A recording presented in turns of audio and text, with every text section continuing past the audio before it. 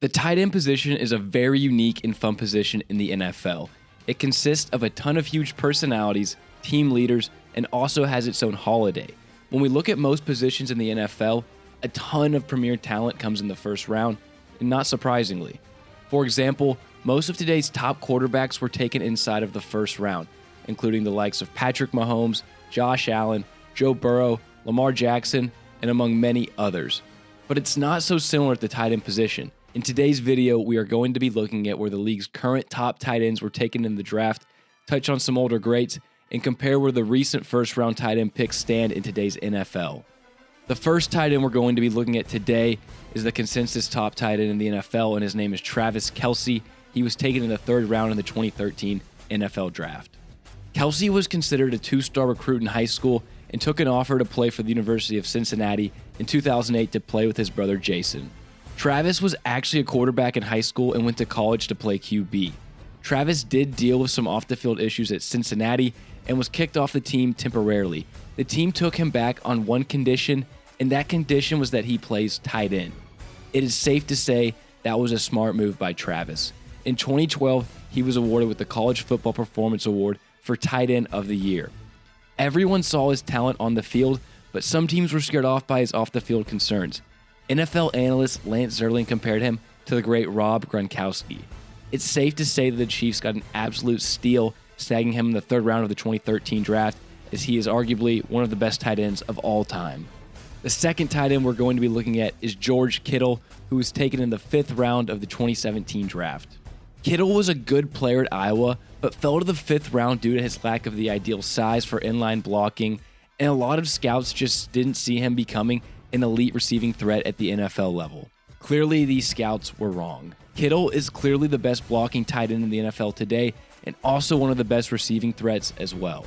It really makes you wonder how scouts whiffed on him so badly, as his production in the NFL has been mighty. The third tight end we're going to be looking at is Mark Andrews, who was a third-round pick in 2018. Andrews was seen as a big slot receiver by many scouts, and scouts said he wouldn't block at all and is only an average athlete.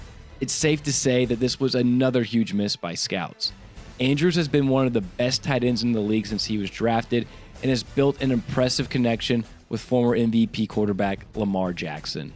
Now, the fourth tight end we're going to be looking at is the only first-round pick, in my opinion, of the top 4 or 5 tight ends in the league. And this is TJ Hockenson, who went in the first round in the 2019 draft. Hockenson is the one and only tight end in the NFL that you can argue is a top 5 guy at the position that was a first-round pick.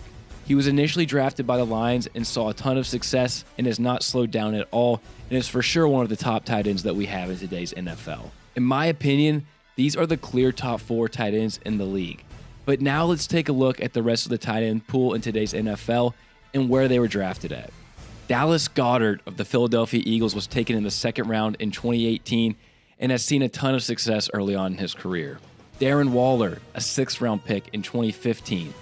Sam Laporta, a 2nd-round pick last year.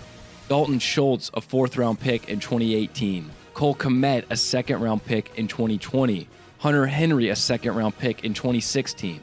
Tyler Higbee, a 4th-round pick in 2016. Jonnu Smith, a 3rd-round pick in 2017.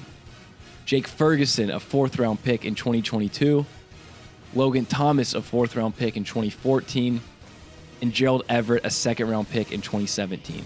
Some all-time tight end names that were not drafted inside the first round and in more recent years include Rob Gronkowski, who was a 2nd-round pick, Antonio Gates, who was an undrafted free agent, Shannon Sharp, who was a 7th-round pick, Jason Witten, who was a 3rd-round pick, Jimmy Graham, who was a 3rd-round pick, and Zach Ertz, who was drafted in the 2nd round. Now let's take a look at some tight ends that have been drafted in recent years inside the first round. Tight ends that have been drafted inside the first round since 2017 include David Njoku, Evan Ingram, O.J. Howard, Hayden Hurst, Noah Fant, T.J. Hockenson, Kyle Pitts, and most recently, Dalton Kincaid. It's crazy to me at the lack of top-tier talent from the tight end position that was picked in the first round. T.J. Hockenson is the only stud that was taken in the first round. Say what you want about Kyle Pitts, but he hasn't produced at all since getting drafted 4th overall.